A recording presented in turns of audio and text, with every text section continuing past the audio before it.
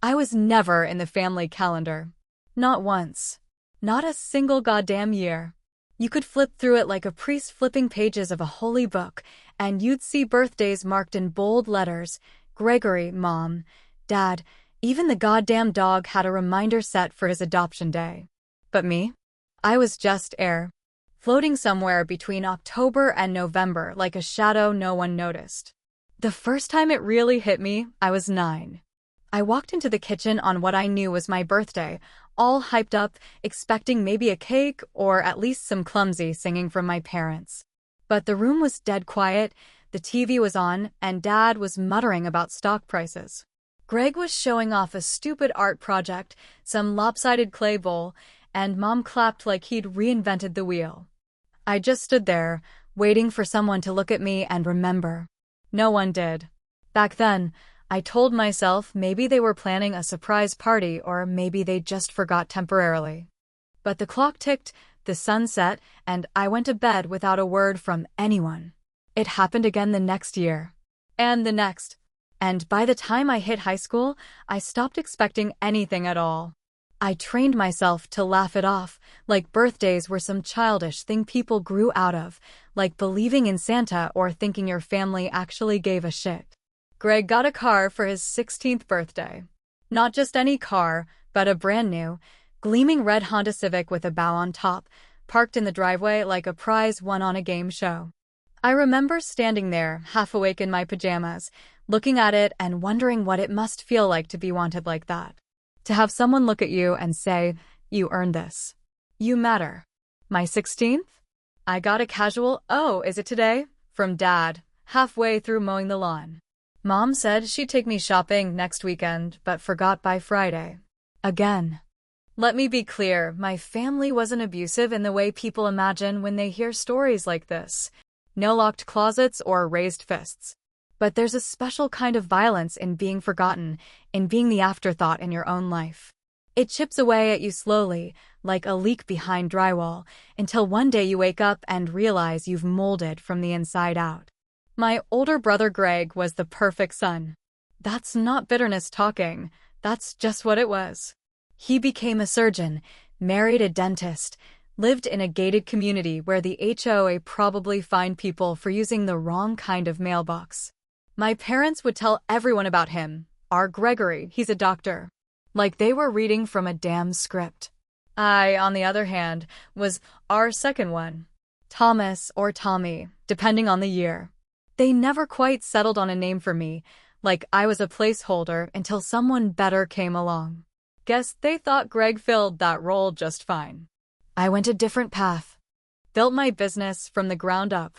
Busted my ass through sleepless nights, years of ramen noodles and secondhand laptops just to prove, what exactly? That I could matter if I tried hard enough? That if I just became someone worth bragging about, they'd finally see me?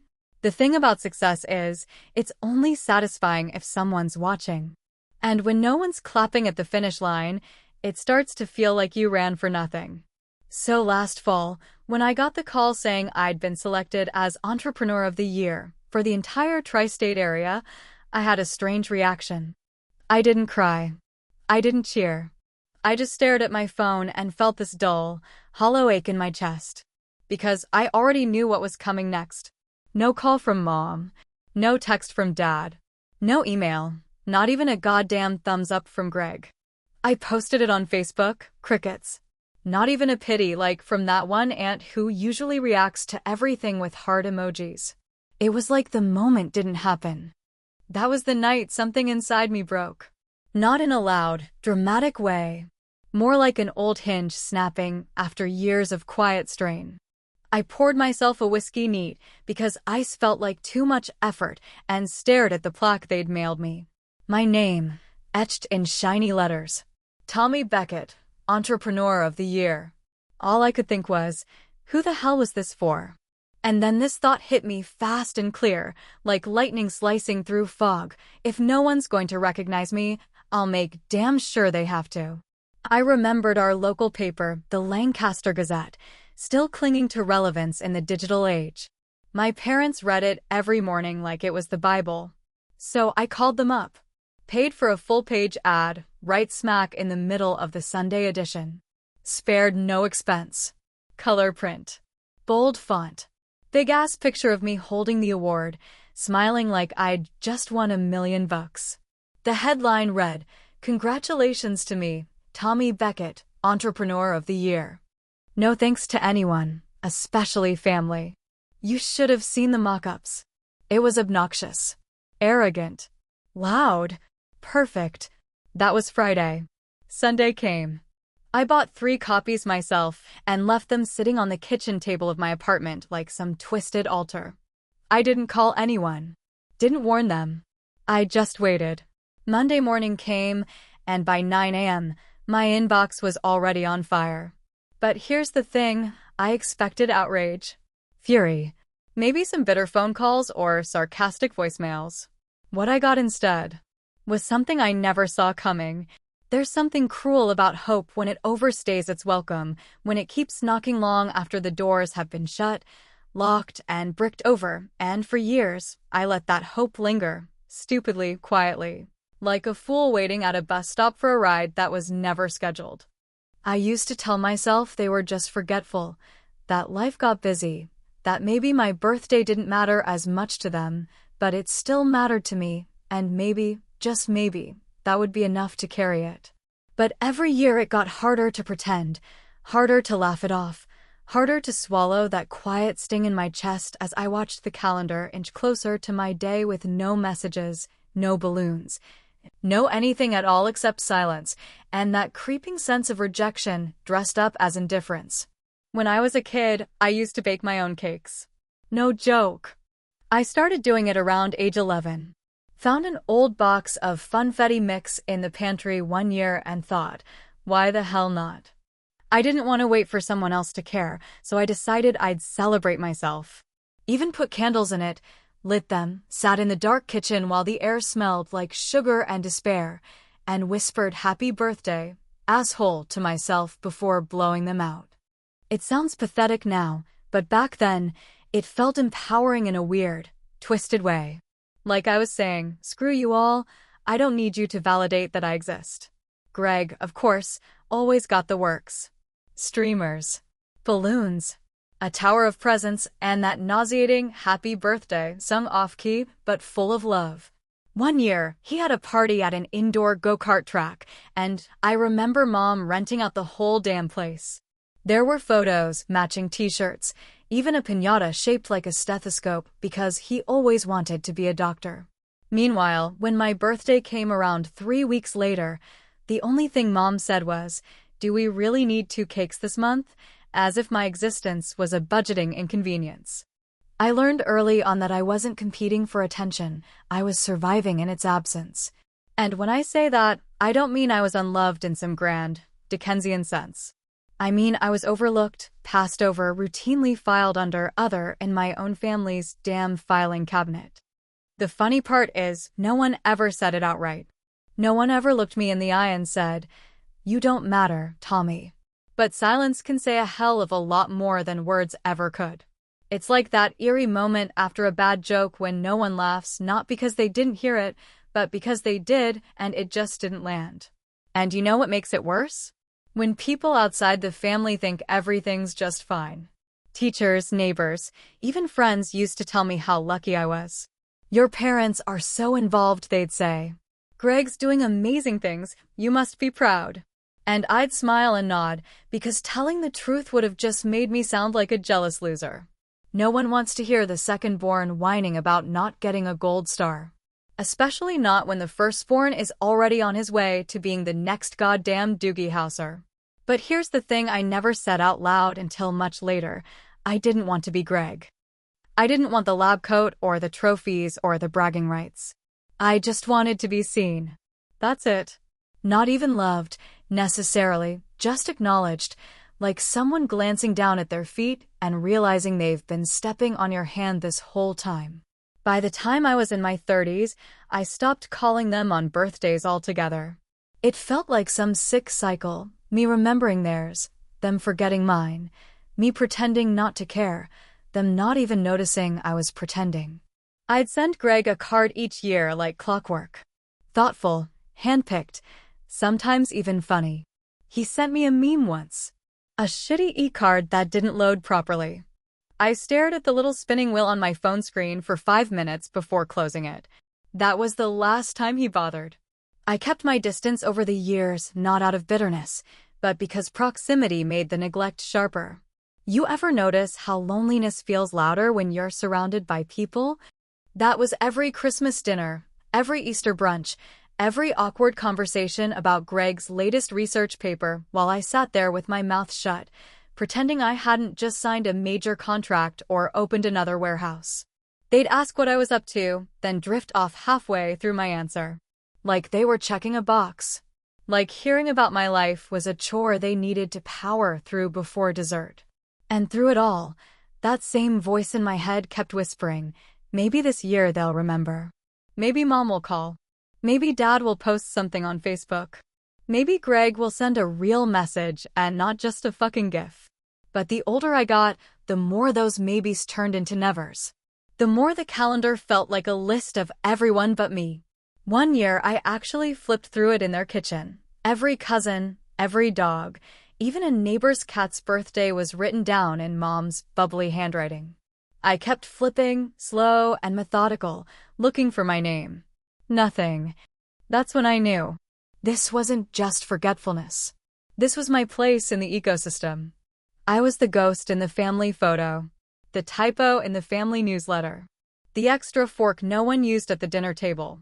And if that was the role they cast me in, then maybe it was time I rewrote the damn script. So when the Entrepreneur Award came through and the silence followed, I didn't feel surprised. I felt justified. Like the final piece of evidence had been submitted in a case I'd been building my whole life. That was the moment I stopped hoping for anything from them. No call. No text. Just a vacuum where love was supposed to be.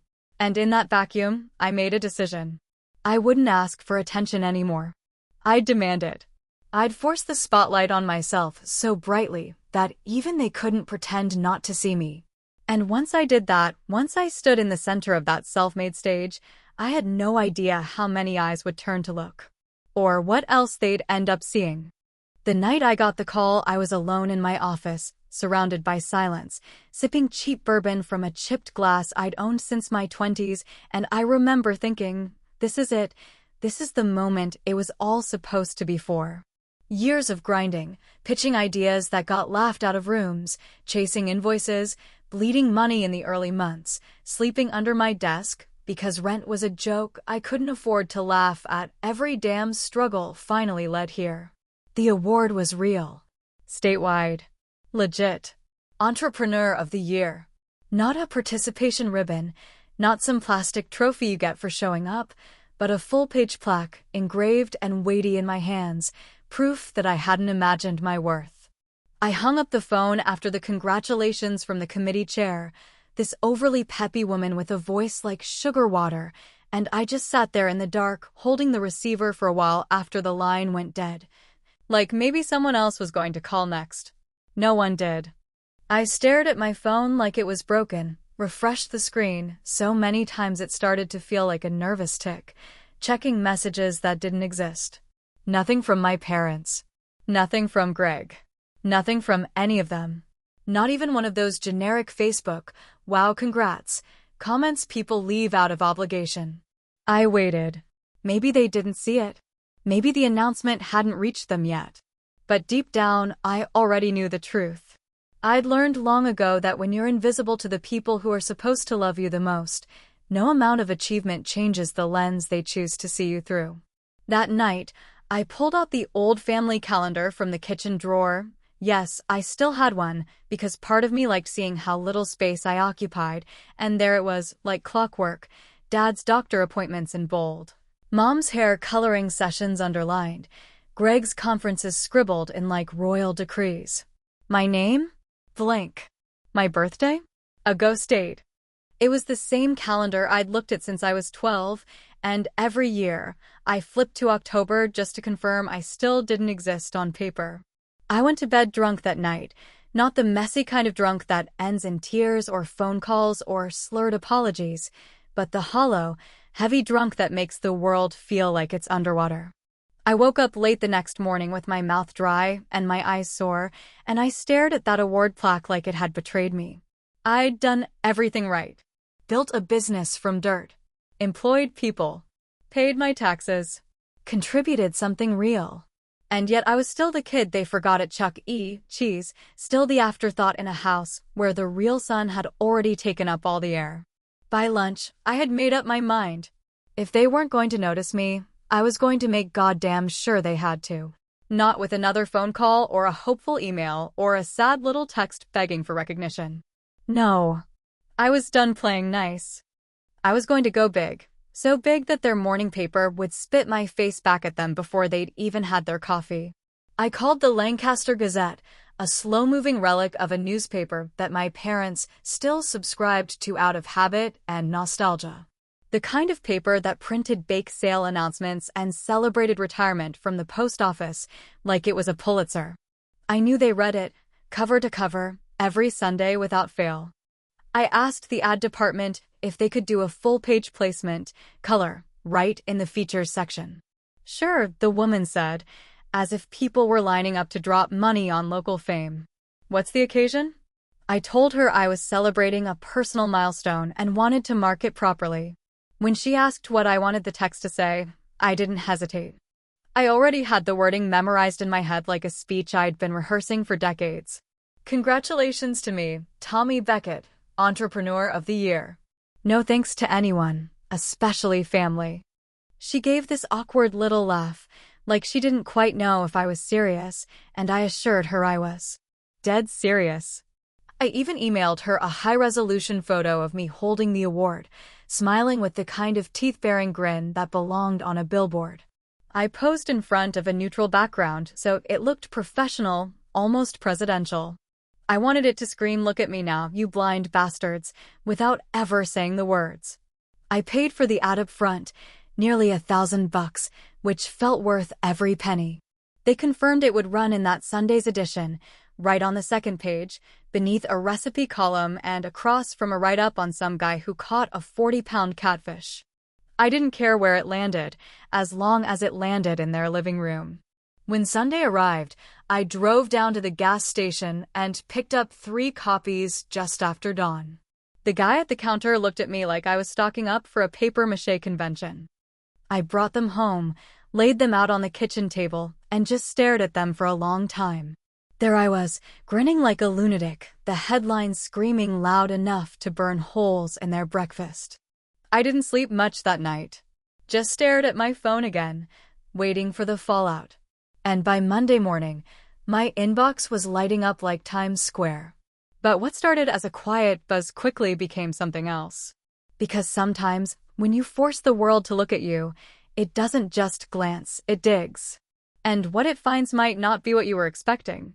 By the time the first email came through, I was already sitting at my desk with a stale cup of coffee in my hand, eyes fixed on the inbox like a gambler staring down a roulette wheel, half expecting nothing, half daring fate to spin something wild in my direction. At first, it was exactly what I expected, surface-level reactions, a few sarcastic messages from college friends who hadn't heard from me in years, mostly curious, but not mean. Things like, "Holy shit, is this real?" or "Tommy, you okay, man?" The kind of digital shoulder taps that people give when they see someone publicly unraveling or, in my case, publicly standing the hell up. I'd expected more fire. I was ready for it. I thought my phone would ring with Dad's voice booming in that disappointed, gravelly baritone, or Mom leaving one of her clipped voicemails, passive-aggressive and humming with that false civility that always made me feel like a burden. I expected Greg, too. A text, maybe? Something short and cold, like always nice ad. Real mature. But instead, silence. Which, honestly, hurt more than any fight would have. Because silence meant they still weren't looking. Or worse, they were looking and just didn't think I was worth a reply. But then, around lunchtime, the emails took a turn. A subject line popped up that made me sit straighter in my chair. It read, "I think we share a father." I almost deleted it, thinking it was spam, or one of those phishing scams where someone pretends to be a Nigerian prince with family secrets. But something in my gut told me to open it. Inside was a short, strangely polite message. "Hi Tommy, I saw your ad in the Gazette. My name is Debbie Carlson. I don't know how to say this delicately, so I'll just say it. I believe we're related. My mother had a relationship with a man named Charles Beckett around 1975. I was born in June of 1976. I've seen your photo. You look like me. Like, eerily so. Please don't ignore this. I've been sitting with this truth for a long time." I read it twice, then again, slower. My first reaction wasn't shock, it was a kind of angry laughter. The irony of it all. I'd spent decades feeling like the extra piece in the Beckett family puzzle, like the spare tire no one asked for, and now here was a complete stranger suggesting there was another piece floating out there, just as unwanted, just as forgotten.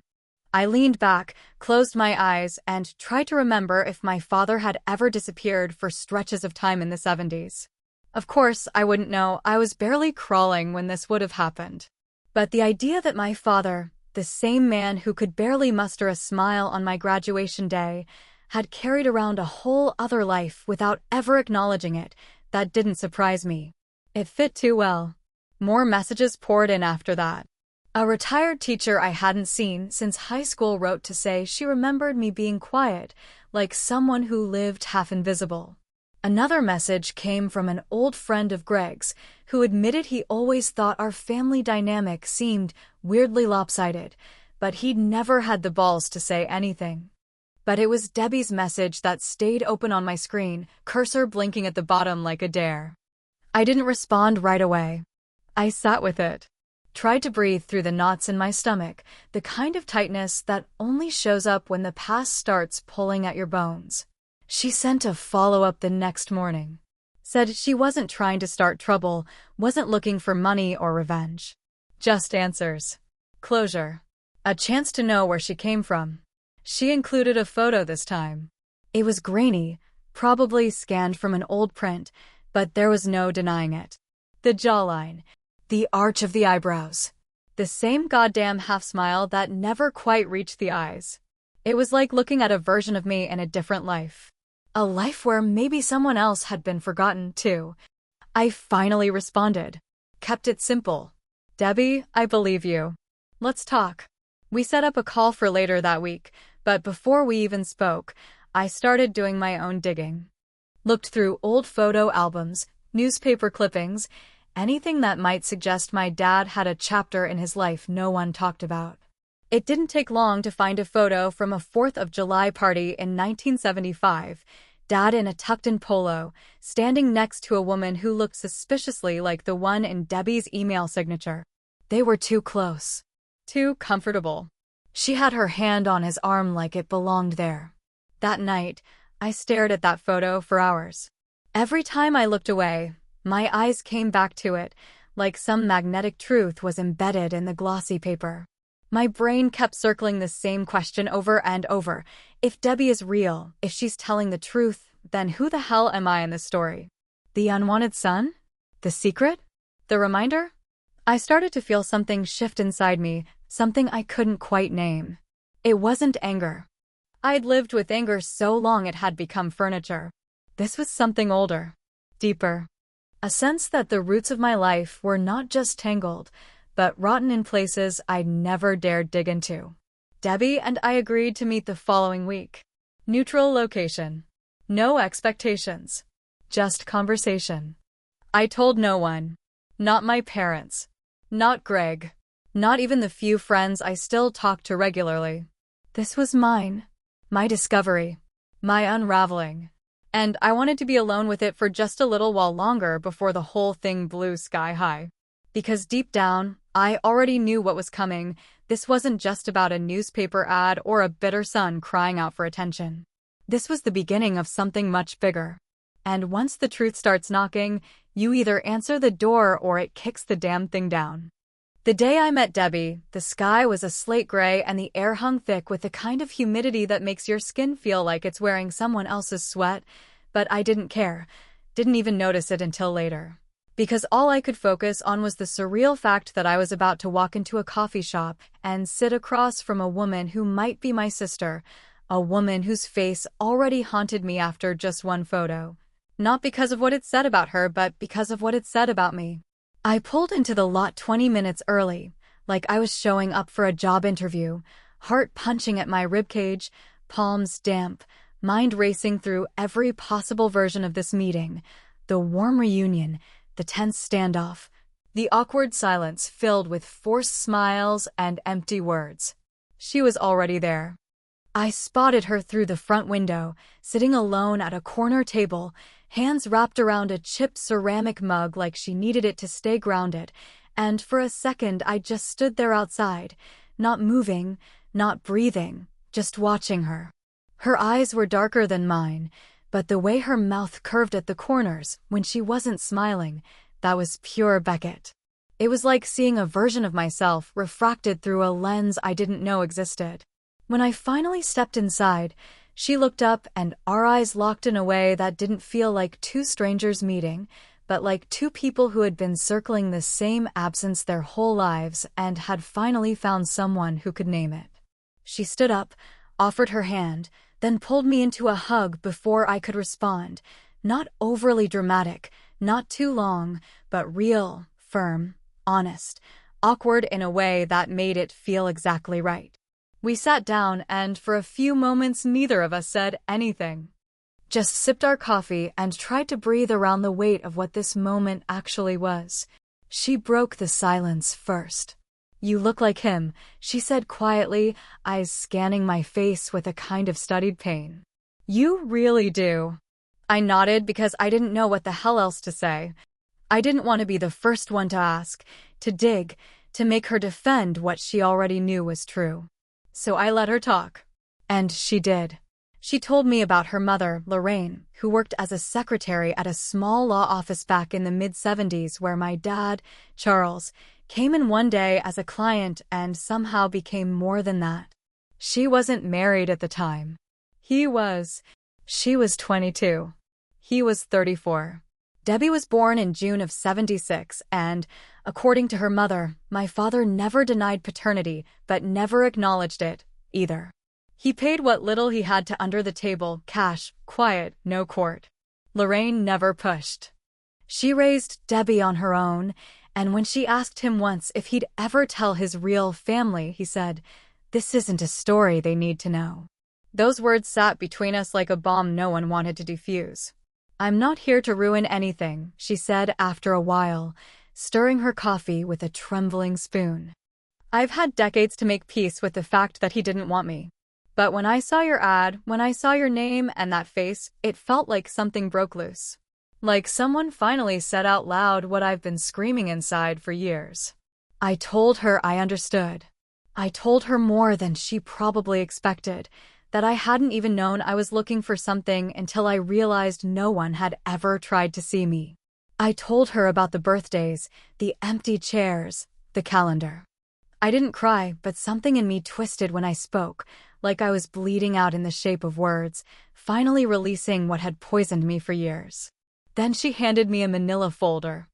Inside were copies of letters. Old ones. From my father. Typed, dated, signed. He'd written Lorraine twice a year for nearly 6 years, short letters, cold, transactional. Mentions of "hope you're well," and "here's a check," and "please don't contact me at home." No warmth. No promises. Just a man making sure his secret stayed locked in a room no one else had a key to, but it was his name. His signature.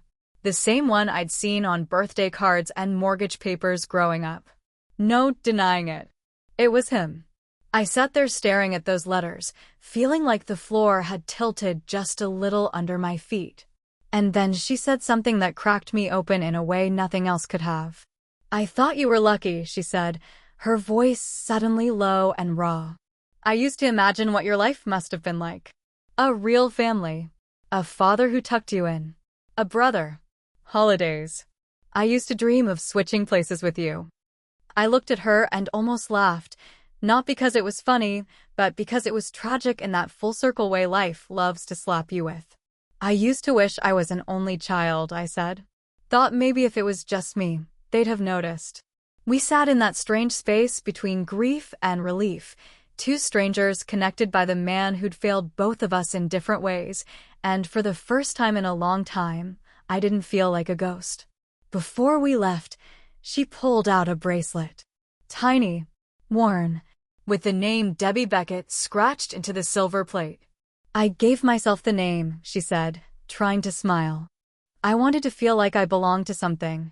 I took it from her hands and held it like it was made of glass. I think you do, I said. She nodded and whispered, you too. We parted without a plan, without some dramatic promise to see each other next week or spend Christmas together or make up for lost time. We just left, knowing that something had shifted, something irreversible and necessary. As I walked back to my car, the air felt lighter, but my chest felt heavier. Because the truth doesn't set you free, it sets things in motion. And the next motion was mine. Thanksgiving in the Beckett house had always been a performance, a rigidly choreographed affair with matching napkins and dry turkey and a kind of suffocating politeness that made you want to claw your way out through the wallpaper just to breathe something real. But this year was going to be different, because I was bringing a bomb with me, a truth so sharp and undeniable that no one at that damn table would be able to pretend it didn't split the air in half the moment it entered the room. I didn't tell anyone I was bringing Debbie. Not Greg, not Mom, not even Dad. I didn't call ahead, didn't ask for permission or warn them with one of those sheepish, hey, just a heads-up texts that cowards send when they still care about keeping the peace. No, I wasn't interested in peace. I was interested in reckoning.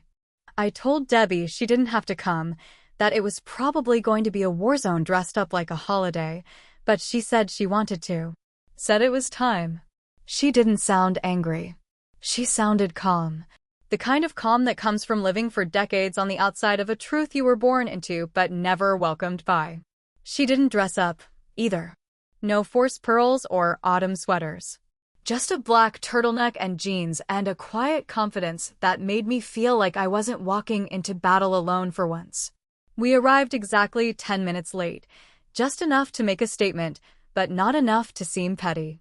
The door opened, and my mother's face froze in a way that told me everything before she said a single word.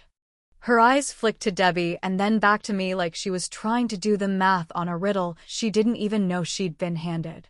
Dad appeared behind her, slower, older than I remembered him even a year ago, and when he saw Debbie, something in his face didn't just register shock, it registered recognition. Not confusion. Not surprise. Recognition. And that was when I knew, without a doubt, that he knew exactly who she was. Tommy, my mother said, her voice tight and polite like she was gripping her throat with invisible fingers, you didn't tell us you were bringing someone. This is Debbie, I said plainly. She's family. The silence that followed wasn't the kind that begged to be filled. It was the kind that made everything in the room feel heavier, like the air itself was pressing down on our skin, demanding we acknowledge what no one wanted to say. Greg stood up from the dining table, already chewing on something, half bored, half curious. What kind of family? He asked, smirking in that way he always did when he thought I was about to embarrass myself. Our sister, I said. Dad's daughter. He laughed at first. Not a big laugh. Just a quick bark of disbelief, like someone reacting to a bad punchline. But when no one joined him, when Mom's face went sheet white and Dad took a step back like I'd pulled a knife, he stopped laughing. Debbie, God bless her, just stood there. Not smiling. Not flinching. Just being. I think it's time we stopped pretending, I said. Time we all got on the same page. Mom turned on Dad, so fast I thought her heels might snap. Is this true? She asked, her voice shaking with something between rage and fear. He didn't answer right away. That was the worst part. He didn't deny it. Didn't shout. Just stood there like an old man caught in a lie that had grown too heavy to carry anymore. She's not here to cause trouble, I added. She just wanted to meet the people who share her blood. Why now? Greg snapped. Why the hell are you doing this now, Tommy? Because I'm done playing the quiet one, I said. I'm done sitting at your table like an afterthought. I didn't ask for this truth, Greg. It landed in my inbox because I was finally loud enough to be heard. Mom sat down slowly like her knees had given up. Dad looked at Debbie and whispered something so soft I almost didn't catch it. You look like Lorraine. Debbie nodded. She told me you said I wasn't part of the story. Dad closed his eyes and sighed. I was wrong. The words fell out of him like bricks collapsing in a ruined building. For a man who'd spent his life hiding behind routine and control, admitting guilt seemed to age him 10 years in 10 seconds. Greg pushed his chair back. So what? We're just adding strangers to Thanksgiving now. She's not a stranger, I said. She's just the part of the family none of you had the courage to deal with. Mom stood again, hands trembling, and said the most honest thing she'd ever said in her life. I knew. I always suspected. I just never wanted to ask. Debbie looked at her, voice steady. That's okay. I'm not here to be forgiven. I just didn't want to be forgotten anymore. No one touched the food. The turkey sat there, carved and untouched, steam curling into silence. The cranberry sauce jiggled in its dish like an awkward apology. I didn't care. I wasn't hungry. I'd already swallowed more family tension in 1 hour than most people do in a year.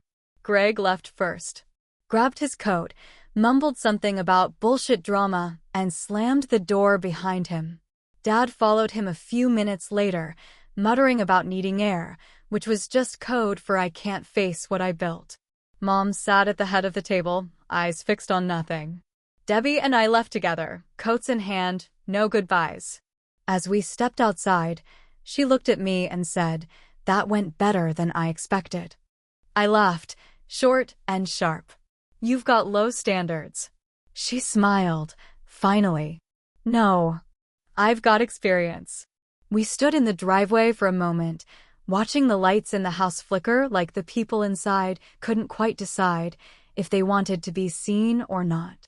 "I don't know what comes next," I admitted. "But I know this was needed." Debbie nodded. Sometimes truth doesn't fix things. Sometimes it just clears the fog. We parted without a hug, without ceremony, but with something stronger than either, a shared understanding that truth doesn't always lead to healing, but it always leads to clarity. And clarity, for the first time in my life, felt like the beginning of something I could finally call my own.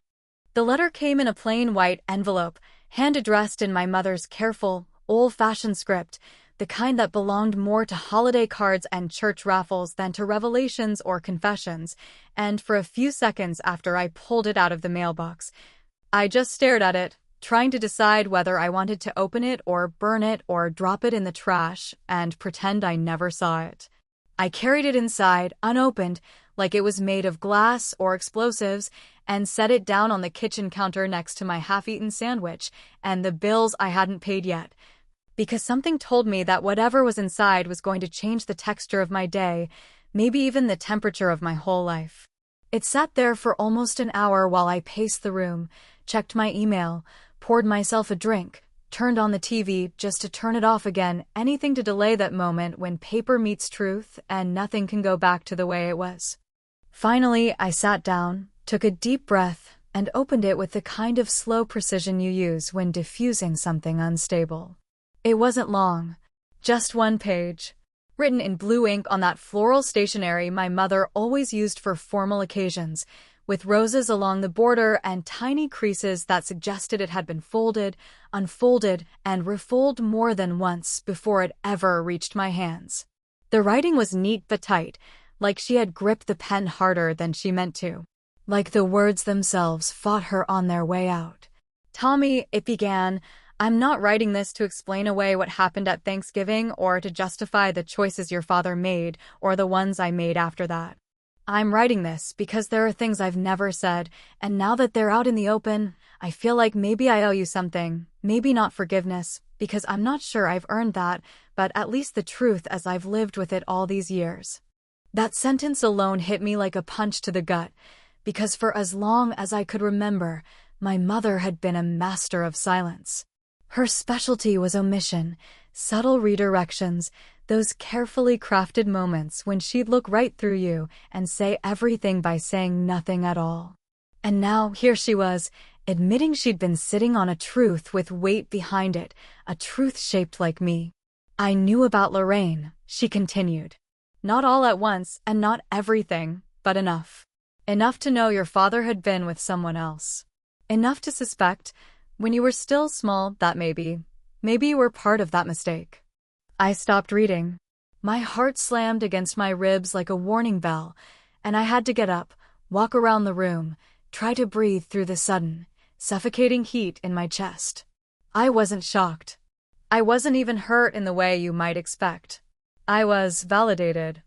I was angry, yes, but mostly I was stunned that the thing I'd always feared, the suspicion that had whispered in the back of my mind since I was a teenager looking for my face in a mirror and not finding anything familiar in it, had finally been confirmed. I sat back down and read the next part.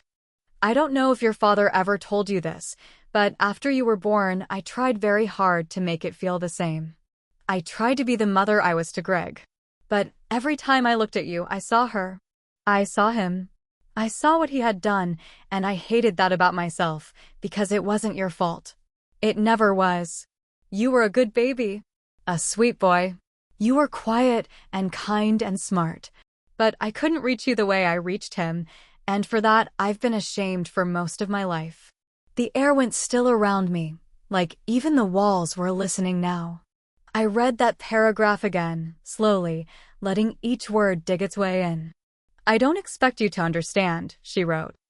I only want you to know that your absence from the calendar, the way we always made you feel like a background character in your own story, it wasn't forgetfulness. It was avoidance. And avoidance is a cruel kind of cowardice, one that disguises itself as practicality, as peacekeeping, but in truth it eats everyone alive. I let it eat you, and I let it eat me, and now it's too late to stop it from doing what it's always done.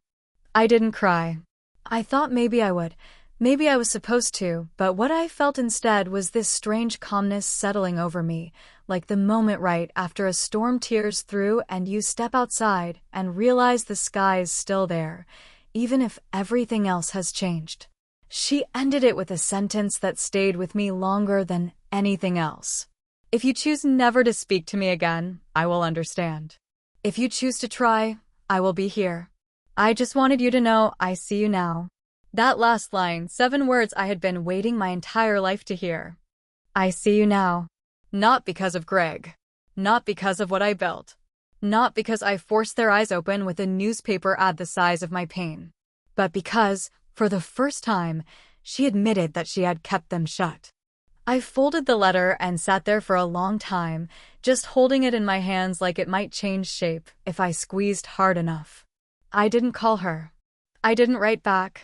I didn't forgive her, and I didn't curse her out, either. I just sat with it. Sat with the quiet truth of it. Sat with the weight of being seen too late. Because sometimes, being seen doesn't heal you. Sometimes, it just makes you realize how long you've been invisible. The first time someone called me a narcissist in the comments section under a repost of my newspaper ad, I laughed so hard I nearly choked on my coffee, not because it was funny, not because it was clever, but because it was just so far from the truth that it looped back around and hit something bitterly ironic, like I had spent most of my life folding myself smaller and quieter, shrinking to fit inside rooms that had no space for me to begin with, only to be accused of arrogance the first time. I finally screamed in a room loud enough for the walls to listen. I had to sit with that word for a while, let it stretch across the back of my brain and scratch at the corners of my ego, because it would have been easy to shrug it off, to say, screw the trolls and move on, but part of me had to wonder, was I wrong? The inbox hasn't stopped since the ad ran, not even close. Every day I open my phone to a fresh set of messages, some from strangers who saw themselves in my story, who grew up in houses where silence was the sharpest blade, and some from people who thought I'd gone too far, who thought I was selfish, dramatic, pathetic, vindictive. There was a message from a woman named Karen, 62 years old, who wrote that her daughter did something similar, and they haven't spoken in 5 years. There was a man named David who said reading about me was the first time he realized his family had been loving him conditionally his whole life. And then there were the others, the ones who called me bitter, called me broken, called me cruel for airing the family laundry in the town's Sunday paper like I was trying to start a war. And maybe I was. Maybe I did want a war.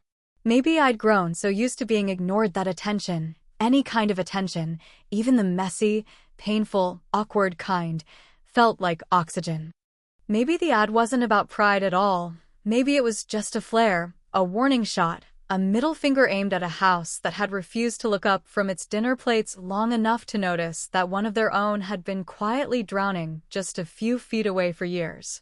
I kept the plaque on my desk for a while, right where I could see it every morning, this shiny reminder that, at least on paper, I'd done something worth noticing. But lately, I've started to see it differently.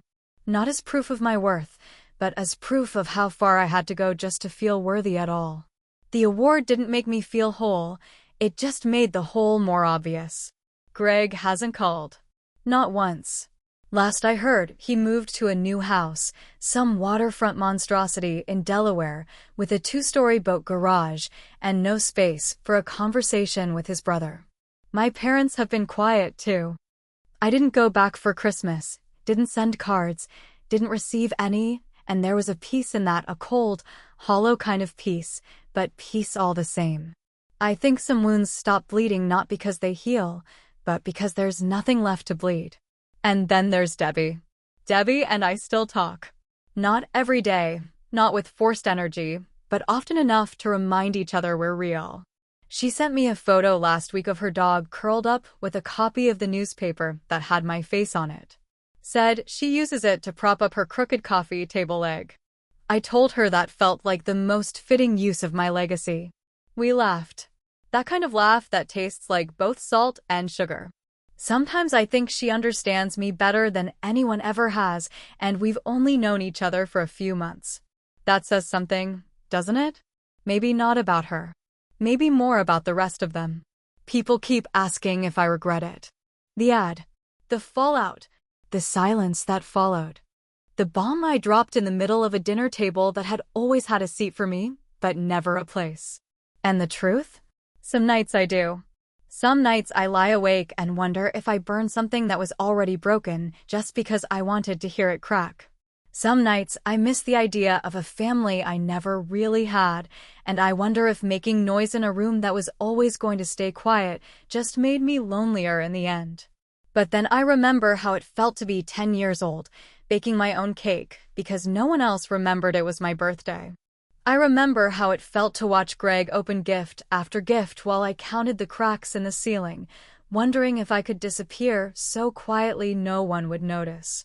I remember every skipped birthday, every empty gesture, every goddamn year I waited for someone to say, "We see you, Tommy," and how it never came. Not until I screamed it myself. So maybe I am the asshole. Maybe I could have handled it better. Maybe I should have written a letter instead of an ad.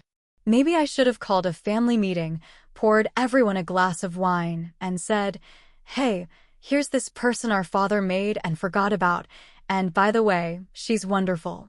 But if I hadn't done what I did, I never would have found Debbie. I never would have read my mother's letter. I never would have stopped waiting for them to change and finally started living like someone who doesn't need an audience to be real. The truth is, there's no clean ending here. No moral. No bow tied neatly around the story, like a sitcom wrapping up in under 30 minutes. I'm not healed. I'm not whole.